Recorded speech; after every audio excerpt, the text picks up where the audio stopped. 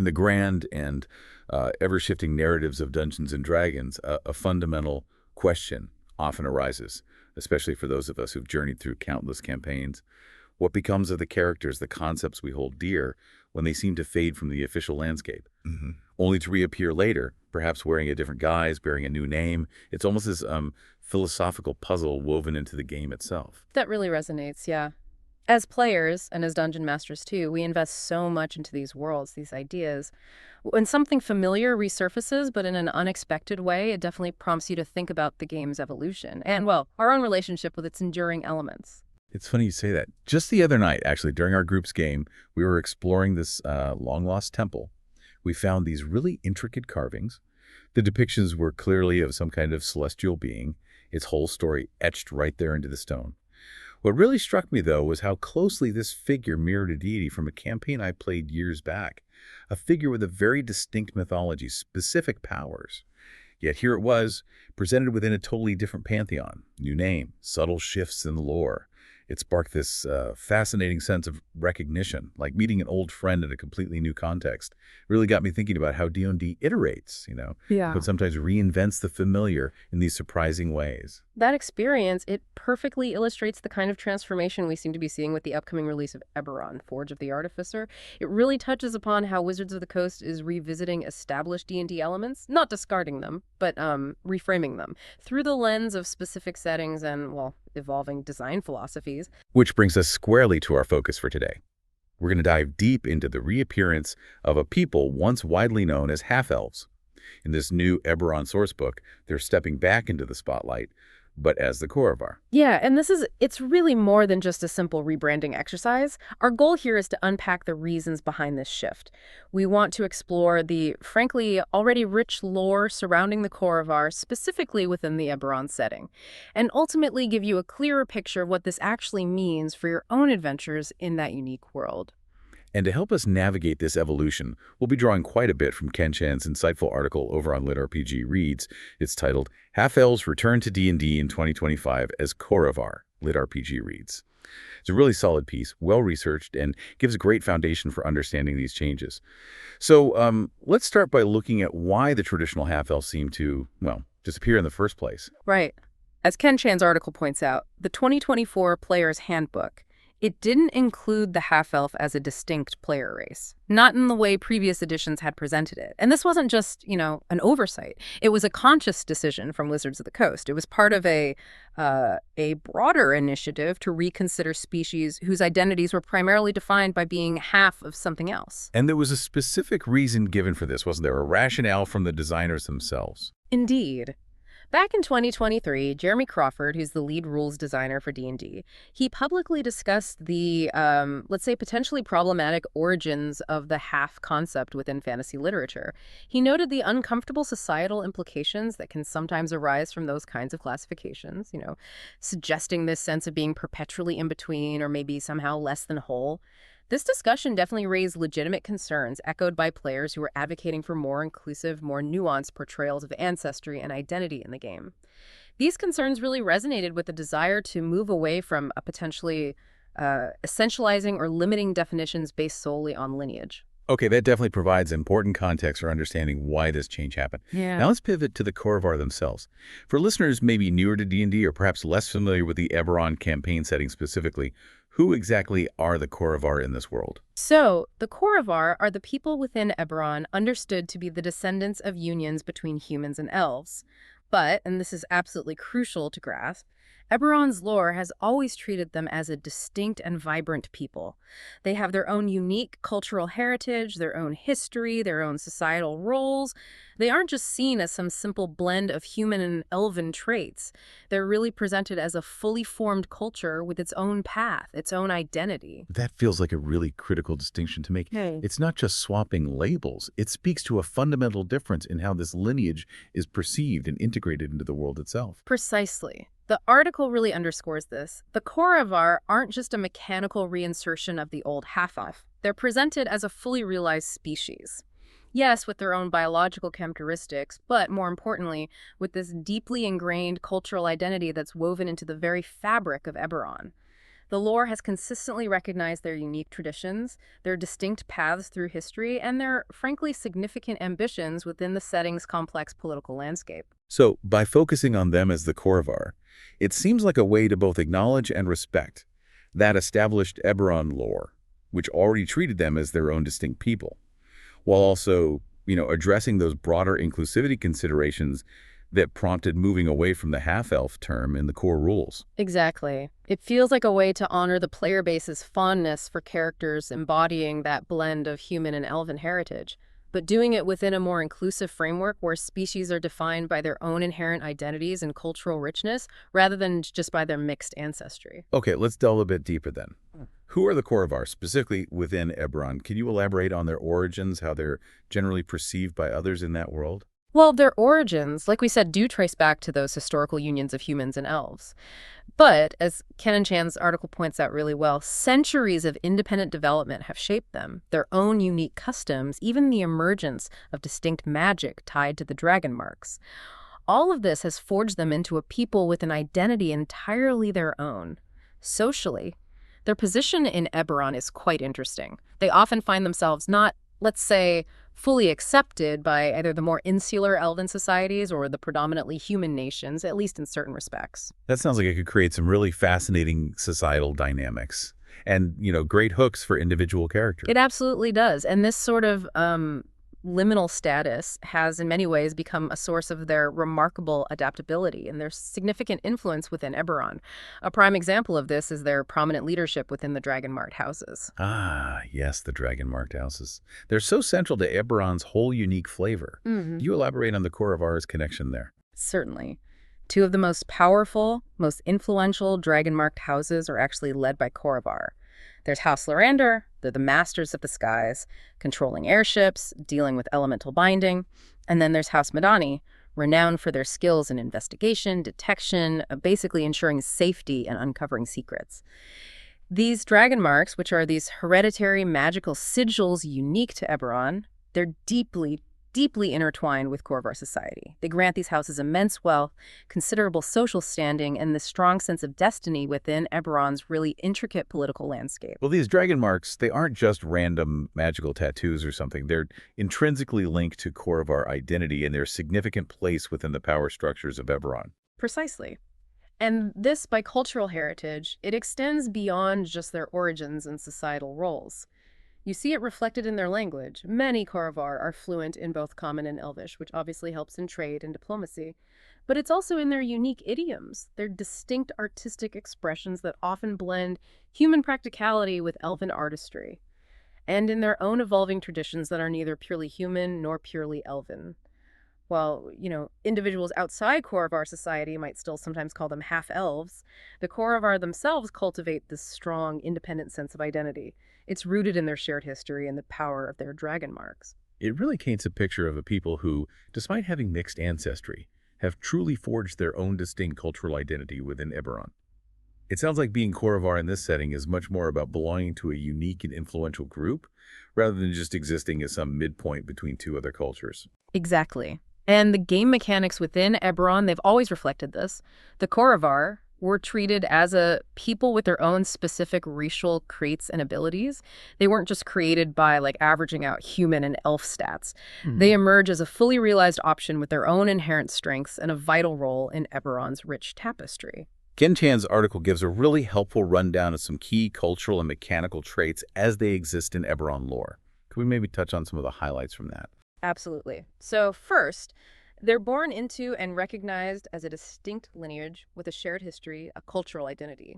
Their deep, influential ties to House Lorander and House Madani are foundational to their social standing. Their innate bilingualism, Common and Elvish, reflects their history and their role as intermediaries. They've developed strong reputations for negotiation, mediation, diplomacy, likely stemming from that unique position navigating different cultural spheres. They exhibit a fluid social identity, often able to bridge gaps between human and elven communities. Their religious practices often blend elements human faiths, elven ancestor reverence. They hold crucial roles in Eberron's social and political hierarchies, especially within the Dragonmarked houses and the merchant class. They have their own distinct family structures, unique customs, specific coming-of-age rituals marking their place in Khoravar society. And of course, the potential to manifest powerful Dragonmarks is a defining trait for many. They occupy a unique, sometimes advantageous spot in Eberron's often rigid social structures, and they're often socially mobile, becoming adventurers, explorers, agents of change. Finally, they even have distinct aesthetic traditions in art, fashion, architecture, drawing from both human and elven styles, but creating something uniquely Khoravar. It's really clear that within Eberron's established lore, the Khoravar are far more than just some mechanical or narrative bridge. They possess this deep, complex identity. Now, shifting gears a bit towards the mechanics of this reintroduction and Forge of the Artificer, what do we actually know right now, and what are some of the big questions still lingering? Well, as the article astutely points out, while the preview materials do sort of hint at a connection to the historical half-elf concept, the concrete mechanical details for the Khoravar within this new rules framework are still somewhat limited. Even the phrasing used, Eberron folk, who are sometimes called half-elves, suggests a deliberate nod to the past, while clearly signaling a distinct mechanical and narrative future. Historically, as Ken Chan reminds us, half-elves in D&D were often known for their versatility, right? Mm-hmm. Frequently getting a charisma bonus, extra skills, made them popular picks for a wide range of classes. Do you think the Khoravar will retain a similar kind of breadth of utility in their new mechanical form? That's definitely one of the main open questions. Whether Khoravar inherit that mechanical legacy of broad versatility, well, it remains to be seen. The mechanical slate, as the article suggests, seems relatively clean. It gives the designers a chance to craft something specifically tailored to Khoravar lore and their roles in Eberron, rather than just, transplanting the old half-elf traits directly. And what about those flexible ability score increases? That was such a hallmark of the previous half-elf. Will Khoravar have that same adaptability in stats?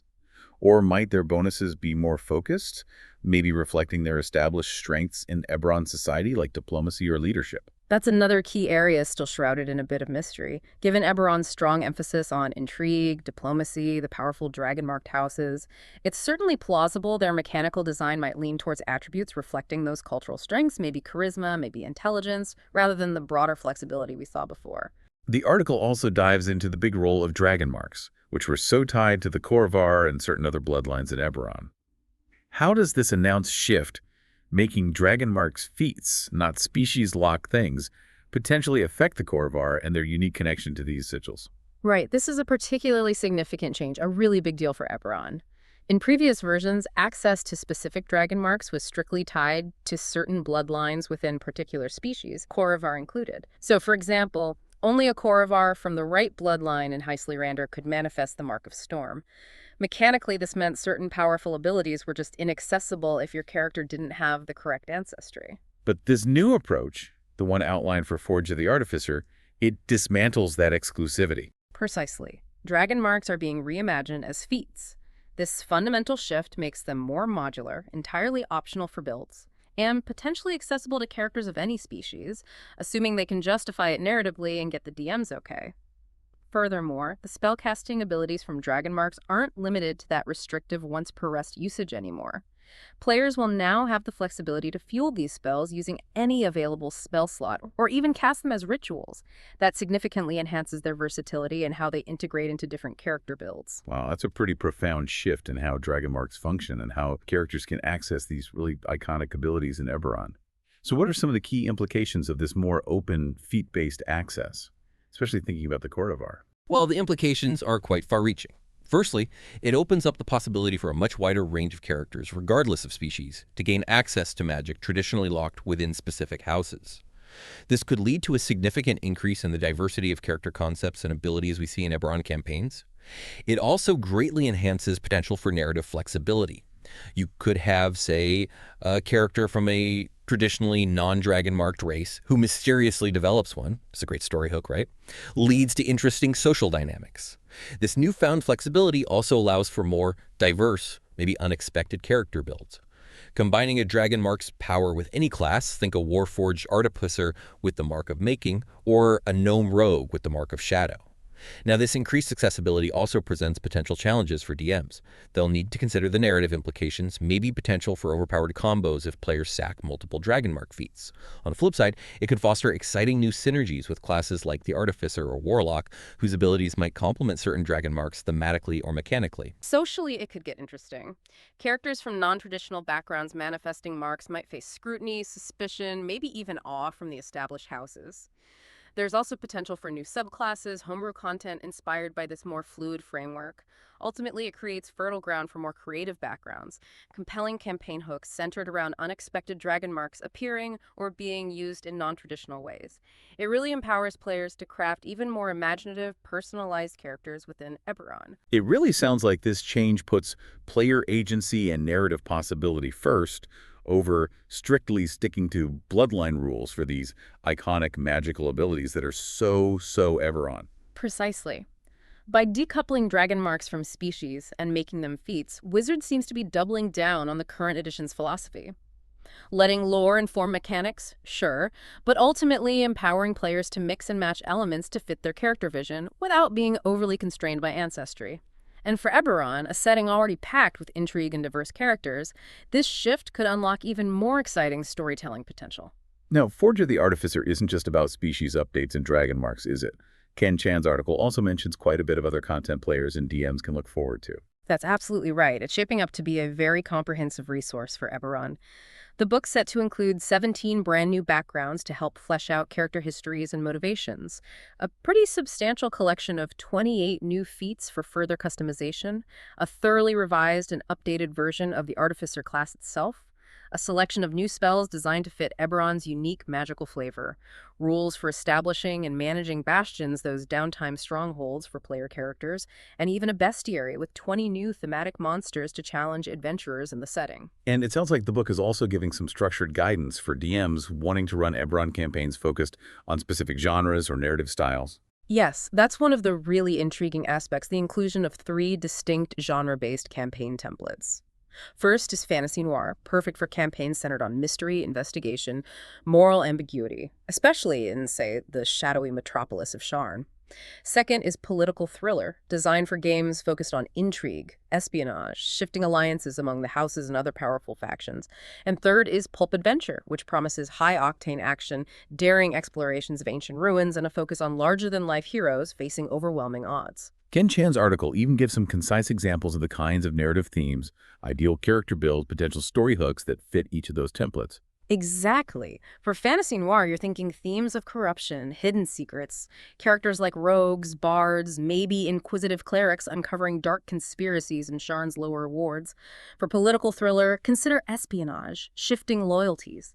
Characters like artificers with gadgets, warlocks with powerful house patrons, maybe even seemingly innocent nobles caught in intrigue, all trying to outmaneuver rivals. And for pulp adventure, imagine daring escapes, lost civilizations. Characters like fighters, shifters embracing their beast side, maybe barbarians from Zendrick, all racing against time to recover some powerful artifact. It really sounds like Forge of the Artificer is meant to be a versatile toolkit for both players and DMs, offering not just new mechanics, but actual frameworks for crafting specific kinds of Eberron stories. It certainly seems that way. And it's worth noting, Ken Chan's article mentions Forge of the Artificer is expected to be a slightly shorter hardcover, maybe with a lower price point than some recent big D&D books. This suggests a focused approach, emphasizing these distinct genre templates and the mechanical innovations supporting them, aiming to facilitate tightly focused, narrative-driven campaigns in Eberron. So as we start to wrap up our deep dive here, what are your overall thoughts on the Khoravar's return and the broader implications of Forge of the Artificer for D&D's future and the Eberron setting? I think the reintroduction of the Khoravar is a particularly insightful move. It feels like much more than just, a superficial renaming. It represents a thoughtful, respectful way to honor Eberron's established, detailed lore while also embracing more inclusive language and design principles. It lets players drawn to the adaptable nature, the blended heritage of the traditional half-elf continue exploring those themes, but through the distinct cultural identity and societal roles of the Khoravar without relying on that potentially problematic half-term. And for players new to D&D or Eberron, the Khoravar offer this compelling, culturally rich entry point, brimming with their own history, traditions, connections to the Dragonmark houses. This reintroduction, alongside the other big updates in Forge of the Artificer, really showcases D&D's ongoing capacity to learn from its past, recalibrate its approach to representation, and ultimately reinvent itself in ways that resonate with a wider, more diverse audience. The Khoravar, so deeply tied to Eberron's core themes, identity, innovation, the complex nature of power, they really stand as a testament to the game's continuous evolution. I'd really encourage everyone to approach Forge with the Artificer with an open mind. Be ready to explore the exciting new possibilities it offers for crafting truly memorable characters and engaging campaigns in the vibrant world of Eberron. Absolutely. It sounds like a fascinating, well-considered evolution for a beloved part of D&D lore and a really significant update for Eberron fans. We definitely want to give a well-deserved shout-out to LitRPG Reads and the fine fellow Paul Bello for bringing this insightful article and these important details to our attention. And now, we'd be very interested to hear your perspectives, our listeners. What are your initial thoughts on the Khoravar returning as a distinct people in Eberron? How do you feel about the changes coming in Forge of the Artificer? Especially the reimagining of Dragonmarks as feats, accessible more widely. Please share your opinions, your excitement, any questions you might have down in the comments section below. And on that note, here's a final thought to maybe chew on as you ponder these changes. Within the ever-evolving tapestry of Eberron, where the lines between heritage and identity are getting more nuanced, what kind of unique and enduring legacy will you choose to forge with your characters?